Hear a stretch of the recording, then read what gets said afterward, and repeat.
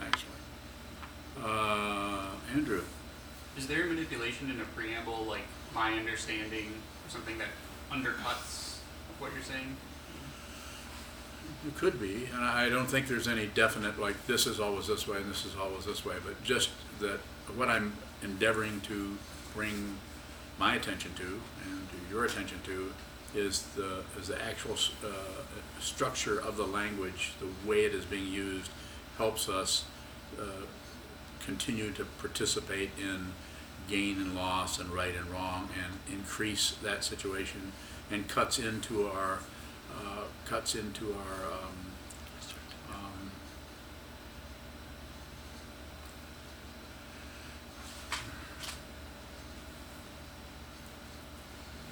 it shuts down this reality that is so incredibly present and vibrant. It shuts it off. It cuts its throat. It's just, and it's so kind of flippant. You know, we're here. The most powerful thing is this presence. Trungpa Rinpoche called it authentic presence. Authentic presence doesn't need an agenda. It doesn't have an agenda. An agenda may arise. It may relate to it. It may not. But it's not particularly relating to it out of some kind of strategy to get somewhere else. The strategy that is talked about as we did the sutras and so on, the thing that is encouraged in the Mahayana path of Buddhism is to save all beings, help people, put others before yourself. This doesn't mean to turn into some kind of a slave to others, but sometimes those metaphors are used in the teaching to get people to see that, you know, you really could give up on your own deal and really serve, be kind and helpful to others. And that doesn't mean giving them advice or anything necessarily. It may be just listening to them for a while, hanging out with them. What's the difference between a why question and a how question? They're cousins. So the why tends to lead you to a because, which could go this way and then that way, and then it can paper off this and go that, and then it can have several layers to it and just be more and more difficult or whatever, or wind you up in knots. Whereas how, I think of why is this way and how is this way. How now, brown cow? You know, how does that work? It's like it's not going to take you very far because you're going to get some kind of response. It's probably going to be okay to work with. That isn't necessarily going to take you off in the distance. Can you give an example of one that's bringing? I was thinking about the Ikebana, and I was asking how did that happen, and it still seems like I was shutting down somehow. So the awareness that you're shutting down is that's what we're, you could say, looking for. Is to be aware of the way the language helps you turn away from something. If we see ourselves shutting down, well, in my case, I usually realize it and then label it, I'm shutting down or something like that. Is there a way to notice our ignorance without becoming more entangled in it?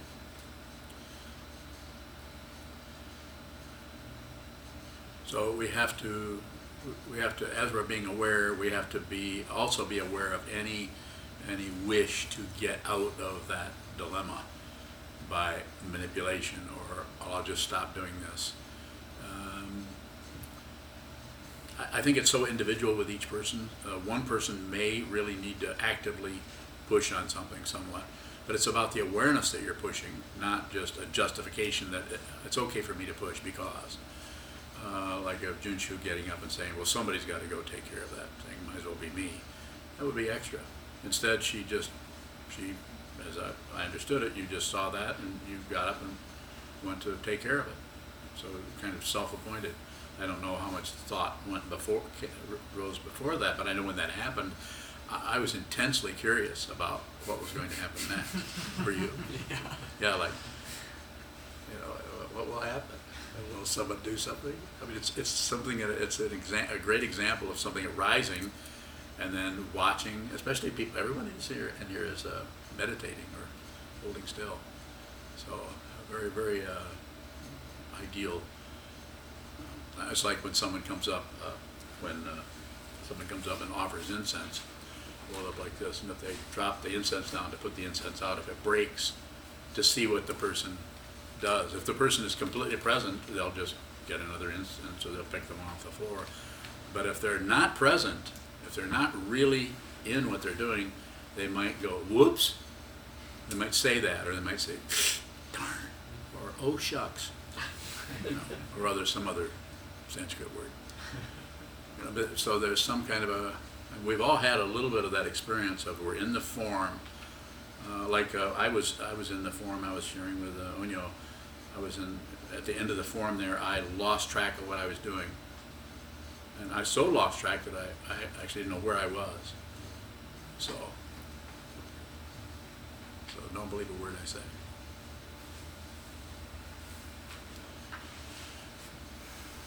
This can come and go. Situations of spacing out may be happening to me because I'm, 78 years old. But I'm not really looking for any whys or wherefores for that. It's just things occur. We may do something about it, we may not. Keeping it simple, I think, is very important. We have a few minutes. Any final questions on it? Joseph? Could you say a little bit about what is manipulation and what is a relationship between someone that is manipulating and someone being manipulated? I understand what you're asking me, but ask me a direct question about it, and that will help me. What is manipulation? Wanting things to be different than they are, and doing it with yourself or with someone else. Wanting to change something based on just on a self-centered pushing, pulling, or shutting down. Buying into passion, aggression, and ignorance as it is just I don't like this. It needs to stop. We might do it in a roundabout way, where we do it through passion, where we might be tuning into what the person is fearful of or what they're in love with, and we without even particularly intentionally doing that, because we read ourselves and we avoid things in ourselves and we grasp things in our own consciousness. We do that with others. Some people are very good. Quite often they become salespeople. They feel like they can read other people's motives and so on, and they have the desire to sell vacuum cleaners. So it's just, do you have a specific question? Well, if you hear those phrase fillers, and you might say, "Oh, I'm being meddled with," what's happening there? I mean, is there a way to say, "Oh, I'm going to not be meddled with anymore"? I think yes. I think if you're aware, then you might not get a credential out of it. Like suddenly you feel like, oh, I finally accomplished that. I think it's an ongoing thing where you're always the world of samsara is as has been said way before I got here, is notorious for being without end. You can't find the tail feathers. It's just endless because it's circular, and it's in little circles and huge circles and overlapping circles. And if you don't find a way to stop, to slow down, stop, so that you can see the circularity. It's not about stopping the circularity. I mean, we're living beings. We're probably not going to be able to stop this. But this isn't going to last long. Sickness, aging, and death. This lifetime that is all these the breathing human beings that are here. This will come to an end. As Trungpa Rinpoche said, some people will die soon, and other people will die later. That's not funny. You don't see the humor in that? It's very funny. What's funny about it is that we so ignore that, and yet that's absolutely part and parcel of being a living being. You will die. It will last so long, 20 years, 30 years, 50 years, 80 years, 90 years. Probably not 100 years, but maybe. And then it will come to a totally natural thing for an organism to do. And we're here, and we're thinking, well, that's later. That's why it's so funny, I think.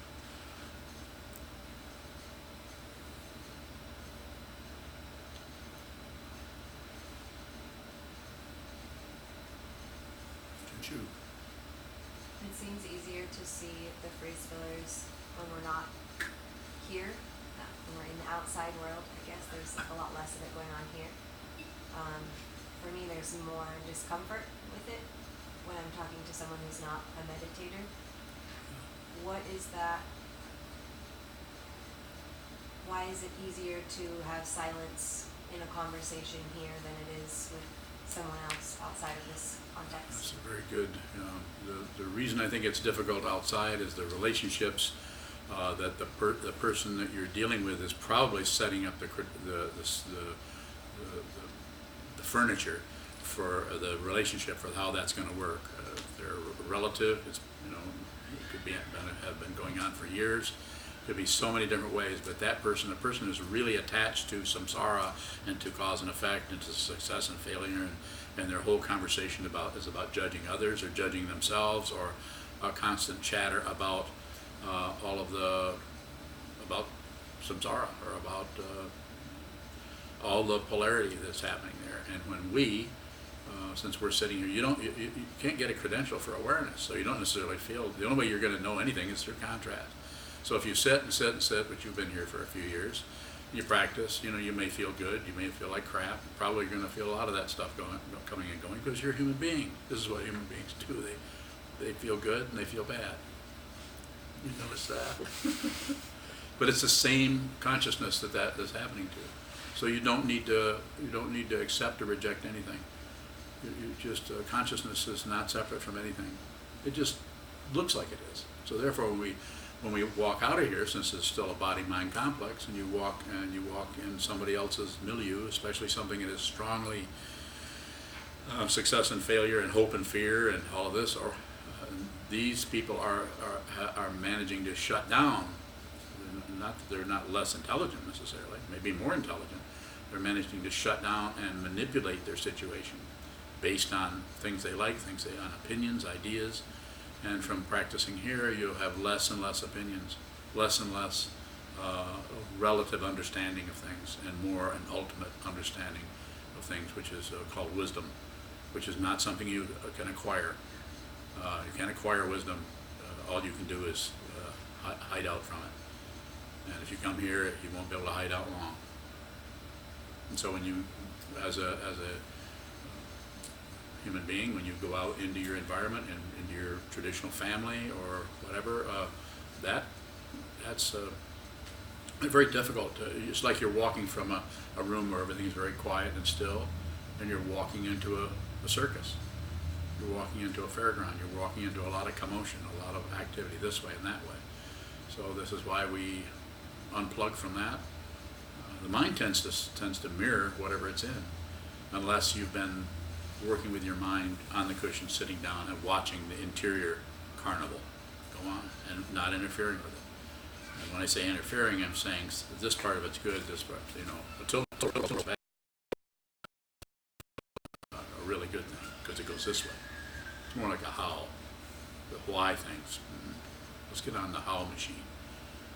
I mean, I'm just being silly, but I'm saying the structure of it is magnetic. It pulls us in because we're still operating out of some level of hope and fear. It's probably a very low frequency when you're in the monastery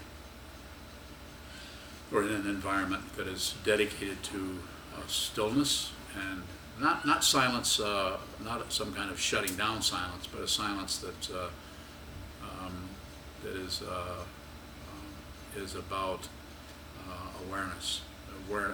And here we're aware when it's time to be quiet. We had an oryoki yesterday with 16 people sitting, and there's no requirement in our oryoki style or stylized eating to be silent. If you were to talk to the person next to you, you could do that. Whereas if you're in a traditional Soto Zen or Zen, then it's more militant. Don't talking. You'll have people right next to you will scold you if you talk. Well, we don't do that here, but also you'll notice that it's not much talking going on. So it's a natural situation. Yes? Shoshi has a question from Vicksburg, but YouTube keeps shutting down, so I'm not sure if he's on again.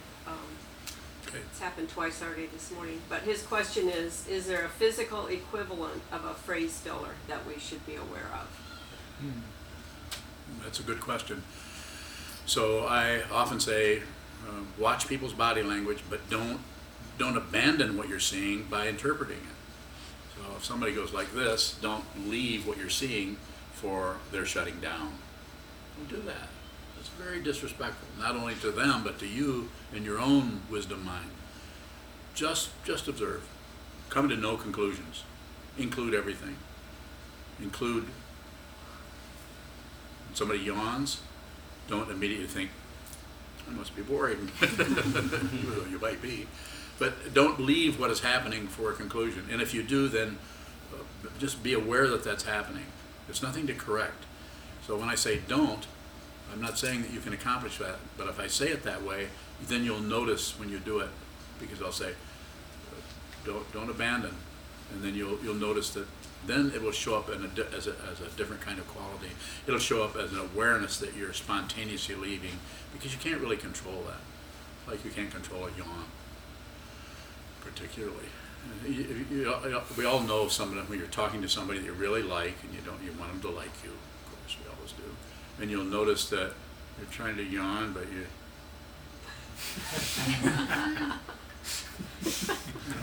And they're looking right at your lips, wrinkling like that. There's a yawn's trying to sneak out the corner of your mouth.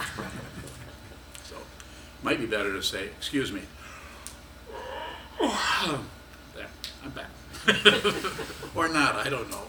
Maybe you should. Maybe you shouldn't. I think a lot depends on depends.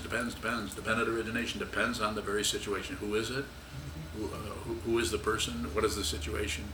If you're operating out of hope and fear, or fearful of looking bad, or looking in any way, looking tired or disrespectful, if you're afraid of that, then the awareness gets all the energy for the awareness that needs to be present gets sucked up in the fear part or in the manipulation part. This is why the sitting practice of meditation is so powerful. If you do a lot of it, you won't be more aware. You can't do awareness. You are that. You just are awareness. So as far as Shoshi's question, that would be some people, like, I'm thinking of some politicians are like this when they're talking. We all know which one that is. So and other ones do a little bit of gesturing, and sometimes I gesture with my hands quite a bit. But I have given a talk here where I didn't move my hands at all.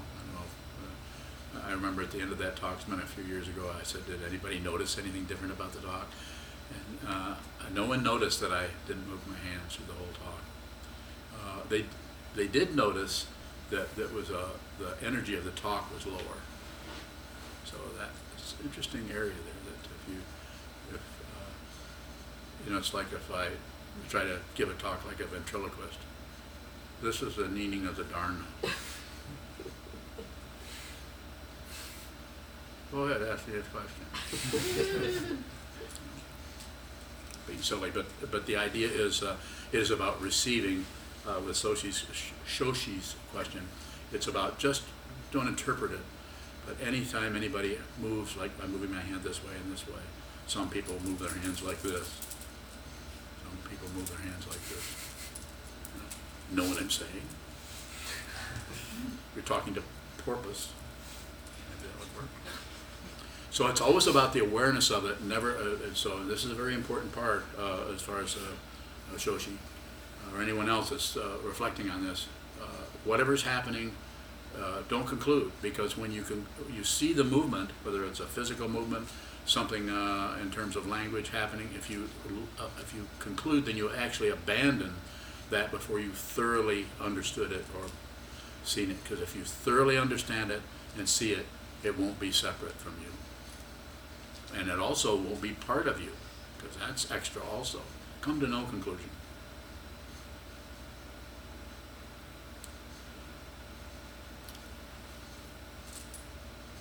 Thank you very much.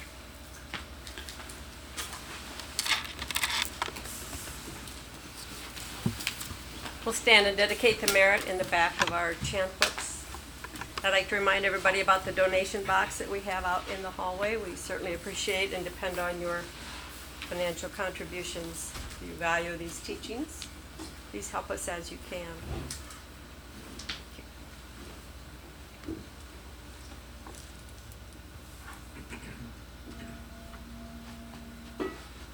May merit penetrate into all places, so that we and every sentient being together can realize the Buddha's way.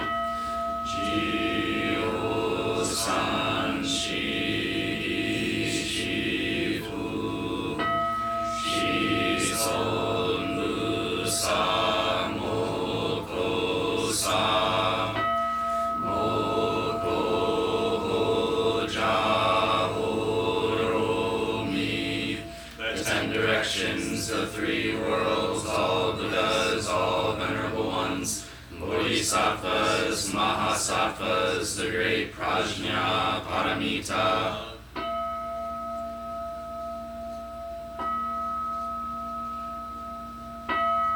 O Buddhas and Bodhisattvas of the 10 directions and the 3 times, please hear us. Please come down out of the light and protect Sokukoji Buddhist Temple Monastery, our Sangha, families, friends, and visitors. Heal everyone who is unhappy, sick, or suffering, and fill them with light.